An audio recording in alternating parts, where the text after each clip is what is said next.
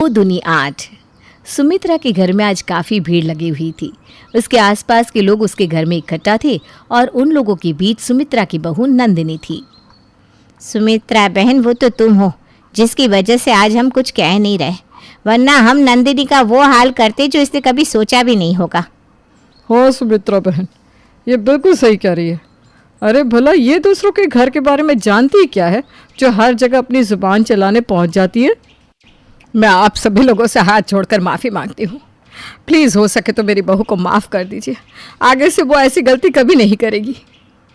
सुमित्रा की बात सुनकर उसकी गली मोहल्ले की औरतें वहाँ से चली जाती है और नंदिनी की आंखों में से बस आंसू बहते रह जाते हैं। आखिर नंदिनी ने ऐसा किया क्या था जिसकी वजह से आज गली मोहल्ले की औरतें सुमित्रा और उसकी बहू को इतना सुनाकर जा रहे हैं? जानने के लिए चलते हैं कुछ महीने पहले। सुमित्रा अपनी बहू नंदिनी, पति मोहित और बेटे विकास के साथ रहा करती थी। उसके घर में सब कुछ अच्छा चल रहा था। सुमित्रा की बहू नंदिनी काफ़ी अच्छी थी।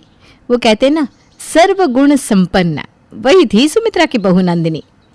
लेकिन 5 उंगली एक बराबर तो नहीं होती। ठीक वैसे ही नंदिनी में भी एक कमी थी। ऐसे ही एक दिन सुमित्रा हॉल में बैठकर टीवी देख रही थी। तभी विकास आता है और अपनी माँ से कहता है, माँ आज मैं थोड़ा जल्दी में हूँ। मैंने बाबूजी की दवाई ला दी है और वो मेरे अलमारी के ड्रॉअर में रखी हुई है, इसलिए आप वहाँ से बाबूजी की दवाई ले लेना और उन्हें समय पर दवाई खिला देना। सुमित्रा कुछ बोलती उससे पहले विकास वहाँ से चला जाता है और कुछ घंटे बाद सुमित्रा अपनी बहू नंदिनी के पास जाकर कहती है, नंदिनी बहू, विकास ने कहा है कि तुम्हारी अलमारी में तुम्हारे बाबूजी की दवाई रखी हुई है, ज़रा निकाल कर देना तो। लेकिन माँ जी, उन्होंने तो मुझे कहा कि बाबूजी की दवाई आपके ड्रॉअर में है। अरे नहीं बहू, विकास ने तुम्हारी अलमारी में कहा था, एक बार चेक कर लो, क्या पता वहीं हो। लेकिन माँ जी, मैंने कहा ना, विकास ने मुझे आपकी अलमारी की बात कही थी। एक बार आप अपनी अलमारी चेक कर लेंगे तो कुछ पता चल जाएगा। बहू तो इस तरह भड़क क्यों रही है? अरे मैं तो सिर्फ अलमारी चेक करने के लिए कह रही हूँ, फिर तो इतना गुस्सा क्यों कह रही है? अरे माँ जी, मैं गुस्सा नहीं कर रही हूँ, बल्कि आपको बता रही हूँ कि विकास ने मुझे कहा था कि उन्होंने बाबूजी की दवाई आपकी अलमारी में रखी है। मैं भी अपनी अलमारी में देख लूँगी, लेकिन उससे पहले एक बार आपको अलमारी में देखना होगा। क्या पता आपकी अलमारी में ही हो। सुमित्रा अपनी बहू से बहस नहीं करना चाहती थी, इसलिए वो चुप हो जाती है और चुपचाप अपने कमरे में चली जाती है। शाम को जब विकास घर आता है तो सुमित्रा विकास से पूछती है, विकास, तूने तेरे बाबूजी की दवाई कहाँ रखी हुई है? मुझे तो नहीं मिल रही। माँ, मैंने आपको बताया तो था कि मेरी अलमारी में रखी हुई है, आपने वहाँ से क्यों नहीं ली? लेकिन बहू तो कह रही थी कि तूने उससे कहा है कि तूने दवाइयों को मेरी अलमारी में रखा है। तुझे खुद को याद रहता है कि तूने किसको क्या कहा है? ये क्या हो रहा है? मुझे तो कुछ समझ में ही नहीं आ रहा। जब मैं आपको कह रहा हूँ कि मैंने दवाई मेरी अलमारी में रखी थी, उसके बाद भी एक ही सवाल पूछ रही हैं आप।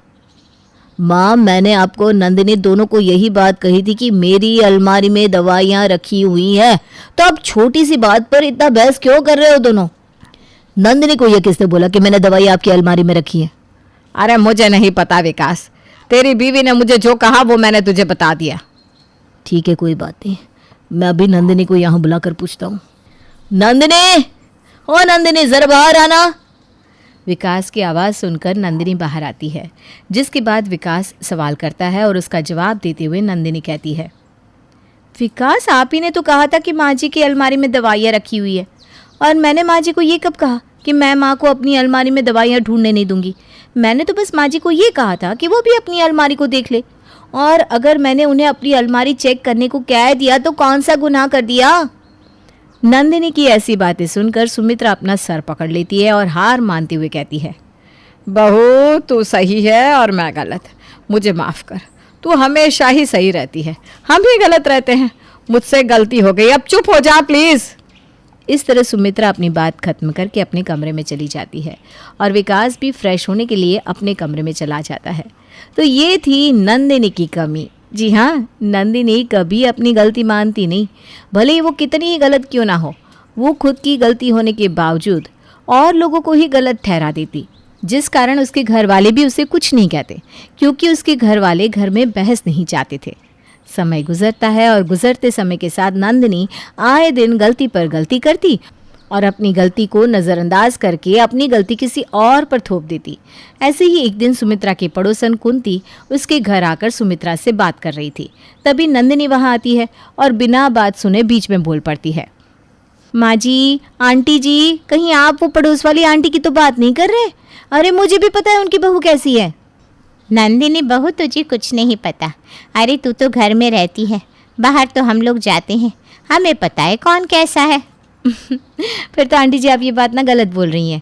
अरे आपको नहीं पता, जो बात मुझे पता होती है ना वो इस गली मोहल्ले में किसी को पता नहीं होती। आपको पता भी है, ये पड़ोस वाली आंटी जिसकी आप बात कर रही हैं ना, उनकी बेटी एक लड़के के चक्कर में फंसी हुई है। नंदिनी के मुंह से ऐसी बात सुनकर मानो सुमित्रा और कुंती की आंखें फटी की फटी रह जाती है। नंदिनी बहू, ये कैसी बात कर रही है? अरे हम लोग ये बात नहीं कर रहे, बल्कि मैं तो तेरी सास को ये बताने आई थी कि पड़ोस वाली की बेटी जो है उसकी सरकारी नौकरी लग गई है, लेकिन तू है पता नहीं कौन सी राम गाथा सुना रही है। कुंती के मुंह से ऐसी बात सुनकर नंदिनी चुप हो जाती है और कुछ देर बाद एक बार फिर से बोलती है। अरे ये भी मुझे पता है, जब उसकी सरकारी नौकरी नहीं लगी थी ना, तभी उसने मुझे बता दिया था कि उसकी सरकारी नौकरी लगने वाली है। नंदिनी आगे कुछ बोलती उससे पहले सुमित्रा उसको चुप करवा देती है और इस तरह नंदिनी चुप हो जाती है, जिसके बाद सुमित्रा कुंती से बातचीत करके उसको उसके घर भेज देती है। जैसे ही कुंती घर जाती है वैसे ही सुमित्रा अपनी बहू को फटकार लगाते हुए कहती है, तुझे नहीं लगता तू अपना मुंह कुछ ज़्यादा ही चलाती है? जहाँ गलत होती है वहाँ भी तो खुद की गलती नहीं मानती। अरे ये चीज़ हमारे घर तक सीमित थी तो ठीक था, लेकिन अब तो ये बाहर भी जाने लगी। माँ जी इसमें मेरी क्या गलती है? अब जो सच है वो मैंने बता दिया, और वैसे भी आपको तो पता ही है ना, सच कड़वा होता है। नंदिनी की ऐसी बात सुनकर सुमित्रा कुछ नहीं कहती और अपने कमरे में चली जाती है। समय गुजरता है और एक दिन नंदिनी के घर का दरवाज़ा कोई ज़ोर ज़ोर से पीटता है। ये देख नंदिनी आवाज़ देते हुए कहती है, अरे भाई कौन है जो इतनी ज़ोर ज़ोर से दरवाज़ा पीट रहा है? आ रही हूँ, ज़रा सब्र रख लो। इतना बोलकर नंदिनी दरवाज़ा खुलती है, जहाँ वो अपनी पड़ोस वाली आंटी और कुंती को देखती है। उन दोनों को अपने सामने देख नंदिनी सवाल करती है, अरे आंटी जी आप यहाँ, कोई काम है क्या? हाँ बेटा, काम तो है। घर में चलेगी या यहाँ लोगों के सामने ही बेइज्जत होगी? आंटी जी आप ये कैसे बात कर रही हैं? बिल्कुल सही बोल रही हूँ। अरे तू जानती क्या है मेरे घर के बारे में?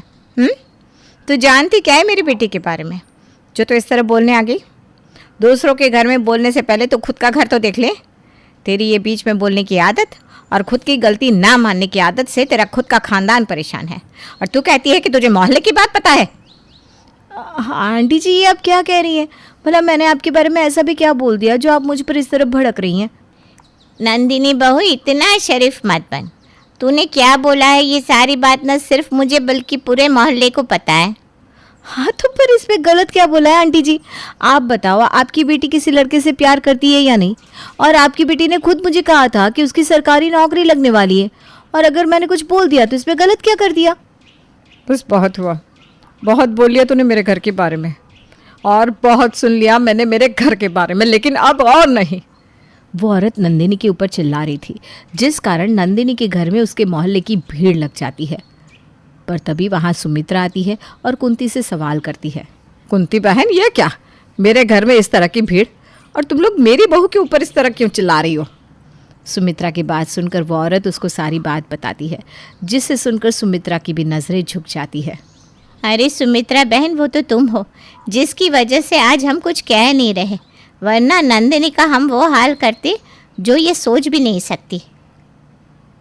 हाँ सुमित्रा बहन, ये बिल्कुल सही कह रही है। अरे भला ये दूसरों के घर के बारे में जानती क्या है, जो हर जगह अपनी ज़ुबान चलाने पहुंच जाती है। मैं आप सभी लोगों से हाथ जोड़कर माफ़ी मांगती हूँ। प्लीज़ हो सके तो मेरी बहू को माफ़ कर दीजिए, आगे से वो ऐसी गलती कभी नहीं करेगी। सुमित्रा की बात सुनकर उसकी गली मोहल्ले की औरतें वहाँ से चली जाती हैं और नंदिनी की आंखों में बस आंसू रह जाते हैं। सुमित्रा अपनी बहू से बहुत ही ज़्यादा नाराज़ थी। वो अपनी बहू से कुछ नहीं कहती और वहाँ से जाने लगती है, लेकिन तभी नंदिनी अपनी सास का हाथ पकड़ती है और कहती है, माँ जी, आप तो मुझसे कुछ बात करिए, आप इस तरह से मुझसे मुंह मोड़कर मत जाइए। बहू, अब बात करने लायक कुछ बचा ही नहीं, तूने मेरी इज्जत मिट्टी में मिला दी। अरे क्या ज़रूरत है तुझे लोगों के बीच में बोलने की, लोगों के घर के बारे में बोलने की? तू अपनी गलती तो कभी मानती नहीं, यहाँ तक कि गलत होने के बाद भी तू खुद को सही साबित करती रहती है, बहस करती रहती है लोगों से। आखिर क्यों? मुझे नहीं पता मेरी आदत ऐसी क्यों है, लेकिन जो सही होता है वही मैं बोल देती हूँ। नंदिनी बहू, तू हर जगह सही नहीं हो सकती, इस बात को भी अपने जहन में बिठा ले। माँ जी मुझे माफ़ कर दीजिए, आगे से मैं किसी से कुछ नहीं कहूँगी, चाहे मेरी गलती हो या ना हो। नंदिनी की ऐसी बात सुनकर सुमित्रा को लगता है सच में उसे पछतावा है, इसलिए वो उसे माफ़ कर देती है। इस तरह नंदिनी भी अपने आप को सही ठहराना बंद कर देती।